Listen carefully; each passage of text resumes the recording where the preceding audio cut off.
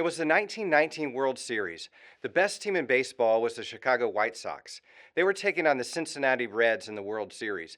What went down became known as the Black Sox scandal. 8 members of the Chicago White Sox were bribed to lose to the Reds. The 8 players, they stood to make between $70,000 and $100,000. When the word got out, eventually a grand jury was summoned. When they went to investigate, there was one major problem though. Key evidence was missing. People suspected it had been stolen, so all the indicted players, they were acquitted. But the story doesn't end there. The new baseball commissioner banned these White Sox from baseball for life. One of the players was the famous outfielder known as Shoeless Joe Jackson. He admitted that they received money from gambling to fix the all-American game of baseball, and as the story goes, a little boy approached Joe Jackson outside the courthouse and in a tender moment pleaded with him. "Say it ain't so, Joe." Today, it's still wrong to bet on your own team. It's still wrong to swing a game or shave points in basketball. However, times have certainly changed in the last 100 years concerning sports gambling. In 2018, a decision came down by the U.S. Supreme Court that paved the way that legalized sports gambling. It was a case of Murphy versus National Collegiate Athletic Association. It struck down the federal ban on state-authorized sports betting. On Tuesday, August the 8th, in 2023, ESPN entered a new agreement with Penn Entertainment to enter the world of sports gambling with ESPN Bet. Today, online casinos and sports betting and gaming revenue has grossed over $1 billion per month in 2023. In professional football, the NFL no longer opposes gambling. 73.5 million Americans plan to wager on the NFL. That's up 60% from last season. Betting has become legal in more states. Online gambling has skyrocketed, and it's projected to be an industry worth more than $145 billion by 2030. In collegiate sports, the NCAA still opposes wagering of student athletes or athletic employees. However, gambling on college campuses is widespread. One NCAA survey finds that 58% of respondents have participated in one sports betting activity. Biblically, what should we make of sports gambling? What does God think about someone wagering on a sports game? What does the Bible have to say about someone entering the office pool at work for the Super Bowl? And what if I want to bet on fantasy football? And when March rolls around, when March Madness comes, is it okay for me to wager on college basketball and put a bet down on my bracket? Is God good with that? Let's dig into the rise of sports gambling. First, let's lay some groundwork. What exactly is gambling? To gamble is to put up money or property to make a wager, given some uncertainty in hopes of winning more money at the expense of others' loss. Gambling involves consent between 2 or more parties, where there are fewer winners and many more losers. What exactly is a wager? A wager is some amount of money or property that is risked, given some uncertainty. It could be $1 or it could be $1 million.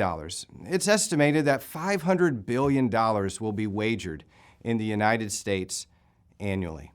Another source puts illegal and unregulated gambling at $510.9 billion. Instances of gambling include wagering on horses or dogs, wagering on jai-alai, or even wagering on camel racing. Casino games are popular: slots, roulette, blackjack, poker. In some of these games, the odds of winning may be increased by some skill set, knowing what cards to play or something like that. In casino games, the overall odds of the multiple games are slanted towards the house, so that the house has a net gain. Lotteries, they're the most popular form of gambling.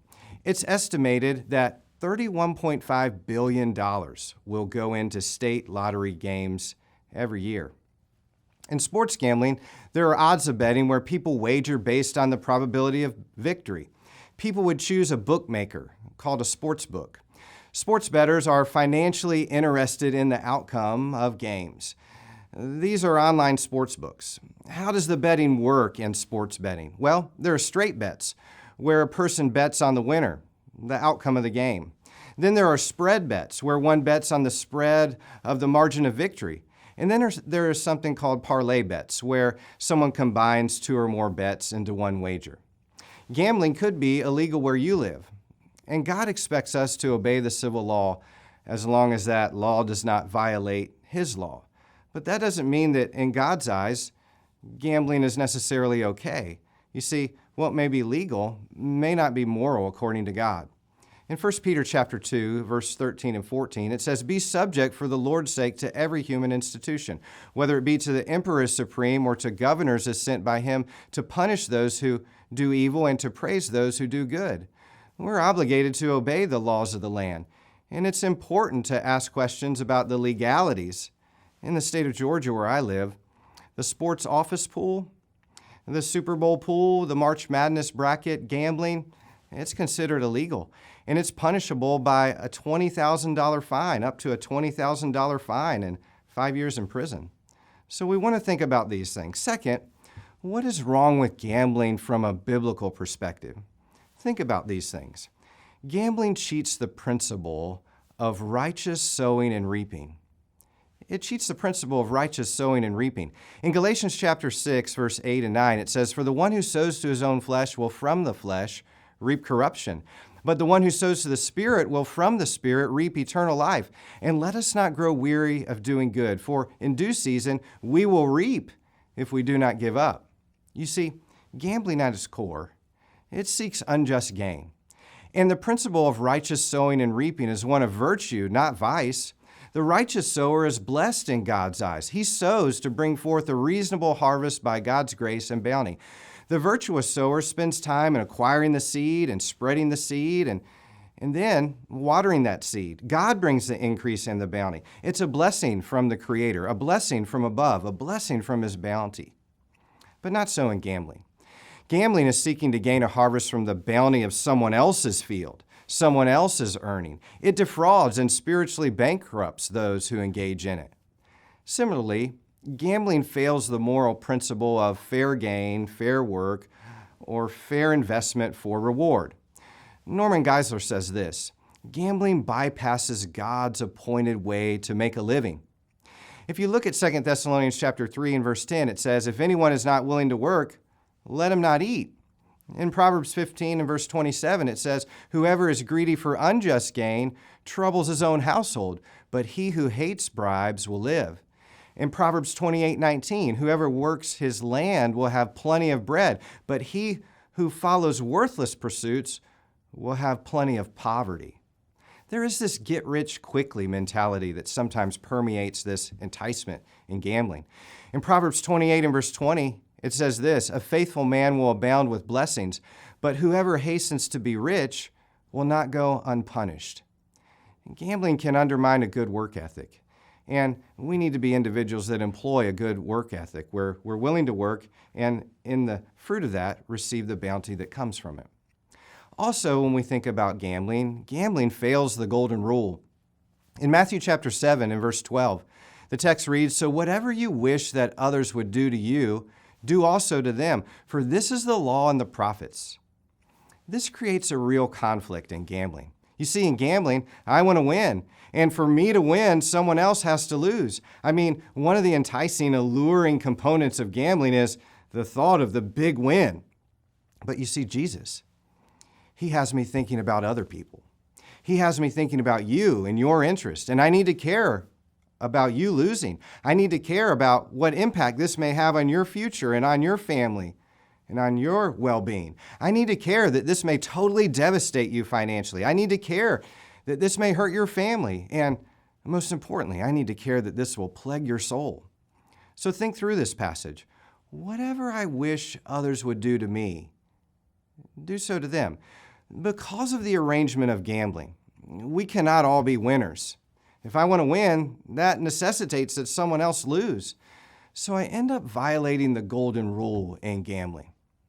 Also, when we think about gambling from a biblical perspective, gambling flourishes in hearts that love money more than God. In 1 Timothy chapter 6 and verse 6, it says, "But godliness with contentment is great gain." In verse 10 of 1 Timothy 6, it says, "For the love of money is a root of all kinds of evils." It is through this craving that some have wandered away from the faith and pierced themselves with many pains. Gambling can become a form of idolatry when faith is in the next big win and when that becomes their God. Idolatry. Gambling can be a form of an idol. It can certainly be a work of the flesh. Gambling can lead to coveting someone else's gain. In Colossians 3, verse 5, it says, "Put to death, therefore, what is earthly in you, sexual immorality, impurity, passion, evil desire, and covetousness, which is idolatry." Gambling can certainly lead to covetousness. When you think about gambling, think about it from a medical and psychological perspective for just a moment. Have you ever thought about the harms that come with gambling? You could get online and see a survey, a Gamblers Anonymous survey. Gambling, it can impact one's reputation. It can ruin one financially. Gambling can deprive your family of certain needs. It can misplace hope, hoping for the next big win.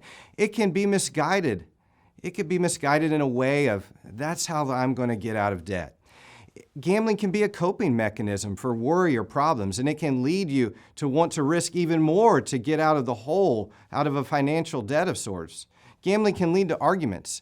It can lead also to pathological gambling, where individuals end up bankrupt or arrested or even in prison. You see, socially, medically, we're concerned about the impact gambling has upon people. The American Psychiatric Association defines gambling disorder this way: as persistent and recurrent maladaptive gambling behavior, and then meeting some certain criteria. Some of those criteria include people getting preoccupied with gambling. Another one of those criteria is people isolate from their family and watch the game, something like that. They're preoccupied and get separated. And those two go together.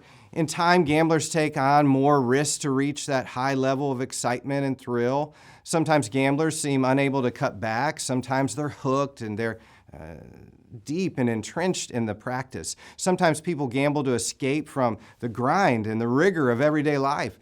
Sometimes gamblers chase their losses by gambling more.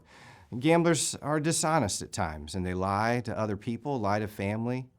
Gambling can adversely affect families. It can destroy relationships. It can destroy marriages. It can jeopardize jobs. Sometimes people will gamble all night and then try to get up in the morning to go to work. Gambling can end friendships. The harms of gambling, they're abundant. Let's talk, as we think about gambling, for just a moment, about some things that people might say in response to this biblical notion of gambling. Someone might say this: what about chance? And people will say sometimes, well, yes, gambling involves chance, but what about chance? People will say, well, all of life involves chance. Maybe you've heard this before. Let's ask this question, though. Does the fact that gambling involves chance make gambling sinful? Must I avoid chance in every aspect of my life to please God? Chance is certainly involved in gambling, but not every risk must be avoided in life. In fact, sometimes people take on risk. Think about the Apostle Paul. He was willing to take on risks of being persecuted and even dying for the sake of the gospel. He wanted to advance it. He was willing to take on that burden, but that's not what's going on in gambling. While gambling certainly involves competition and chance, not all acts that involve competition or chance are gambling. For example, one may play a game, maybe it's a game of basketball or a game of football, where competition exists and chance exists without it being gambling. In basketball, you winning and me losing, it's not to my demise per se. I mean, it's fun, it's for exercise, it's for leisure, and maybe my ego is wounded at the end of the game when you win, but in the end, we shake hands. We go about our lives. In gambling, it involves fewer winners and more losers. You winning in gambling comes at my material expense. You see, the problem with gambling, the sinful component of gambling, is that it exploits other people. Gambling seeks unjust gain at the expense of others. So even if gambling is legal, and even if others consent to gambling, we're appealing to a higher power, a higher authority. And that authority is God. And if this dishonors God, If gambling dishonors God and it hurts my neighbor, gambling must be avoided. Someone else might say, well, gambling is like the stock market. Some argue that investing in the stock market is the same thing as gambling. Some reason that investing in stocks is putting up a wager in hopes of a gain, and stocks certainly involve risks. Well, investing long in the stock market certainly does involve putting up some money, but there is a fundamental difference. In investing in the stock market and going long in the stock market, no one necessarily has to lose in order for your investment to go up. The stock market is not a win as long as other people lose type system necessarily, especially when we're talking about going long in stocks. No one necessarily loses when your stock goes up. When you invest, you put up capital, you invest in a company in hopes that it will grow over time and that company uses your capital. So investing and going long in the stock market, that's different than gambling. There's an essential difference there. Someone else might say, but, playing the lottery, it helps education. Maybe you've heard that before. I want to ask you this. Do the ends justify the means? According to the Bible, when we think about what Scripture says, both the ends and the means must be approved by God. We cannot do evil that good may come. Romans chapter 3, verse 8, and Romans chapter 12 and verse 21. Some attempt to justify playing the lottery based upon the notion that some of the proceeds are going to go to help education. However, selling people the lie of hitting it big with the next lotto jackpot in the name of education is an evil means to an end. Lottery defrauds people. And we cannot do evil that good may come, Romans 3, verse 8. Think about this. Generally, people are not playing the lottery because they just love education, because they just love the kids and they want the kids to have the best technology and more teachers and more resources.